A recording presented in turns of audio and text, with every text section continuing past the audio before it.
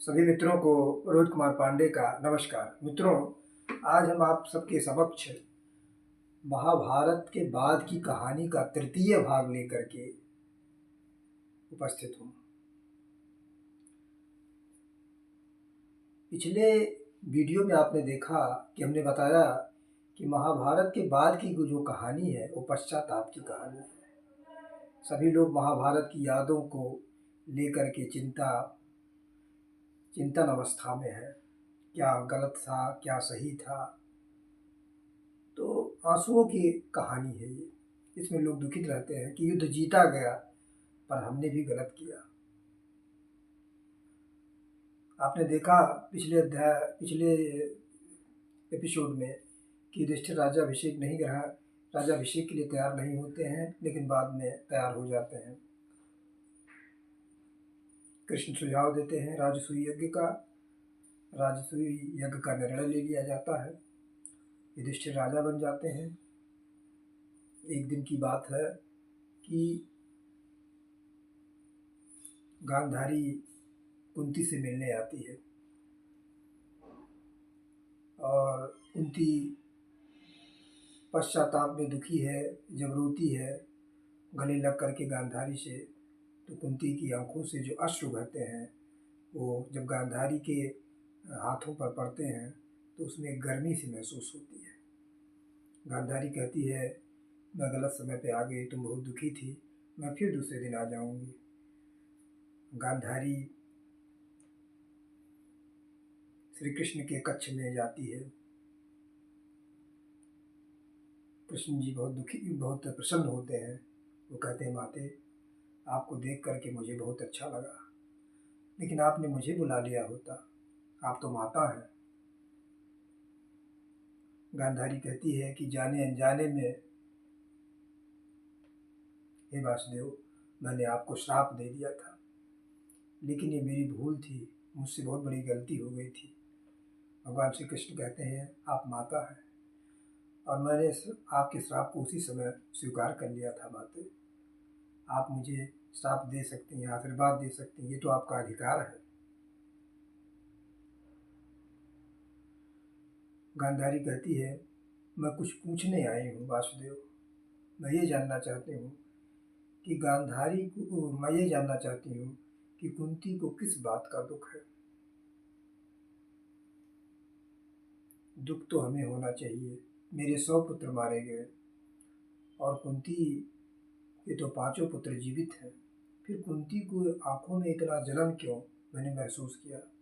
मैं उम्मीद करती हूँ कि तुम कुछ छुपाओगे नहीं, बताओगे। भगवान श्री कृष्ण कहते हैं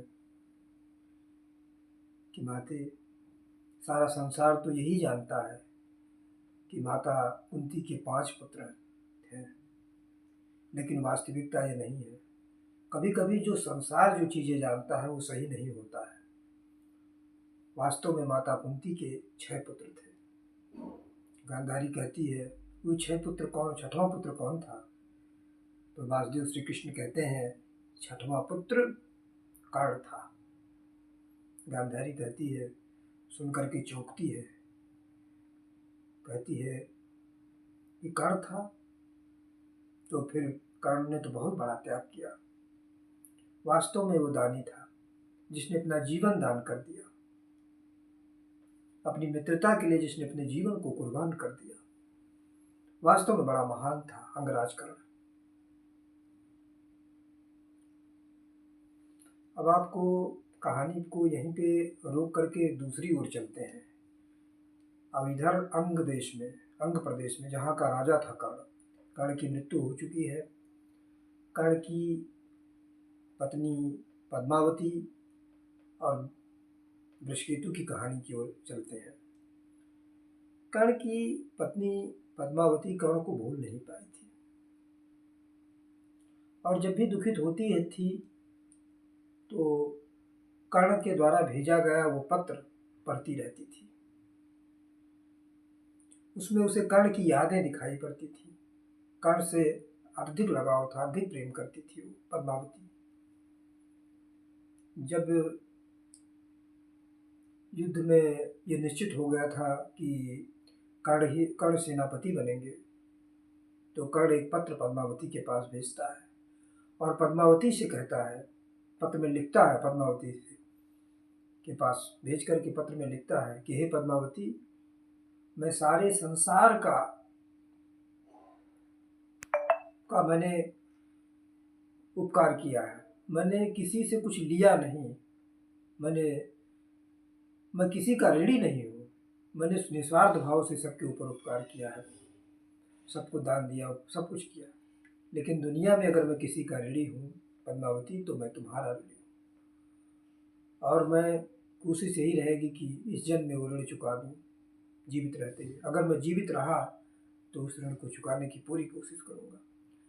हे प्रिय, अब ये निश्चित हो गया है कि महाभारत का जो युद्ध होने वाला है उसमें सेनापति मैं रहूँगा और मैं ये जानता हूँ कि पांडव मेरे भाई हैं, फिर भी मुझे उनके विपक्ष में युद्ध करना पड़ रहा है और मैं भी जानता हूँ कि मेरी मृत्यु निश्चित है। और वही पत्र जो युद्ध भूमि से भेजा गया था, कर्ण नहीं है तब भी पद्मावती उस पत्र को पढ़ती है। पद्मावती जब उस पत्र को पढ़ रही थी तो वृषकेतु आता है, कर्ण का पत्र, कहता हम आते, जो बीत चुका है उस पर क्यों इतना चिंतन कर रही है, अब बीता हुआ पल तो वापस नहीं आता, आएगा। पद्मावती कहती है कि उनका प्रेम स्नेह अटूट था पुत्र, उन्होंने जो किया वो आदर्श था समाज के लिए।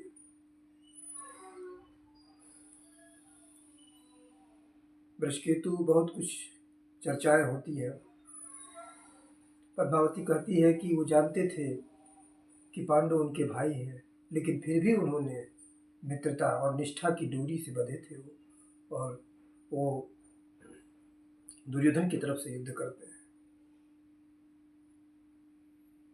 वृषकेतु कहता है कि हमें किस अपराध का दंड मिल रहा है, काका श्री युधिष्ठिर राजा बन चुके हैं,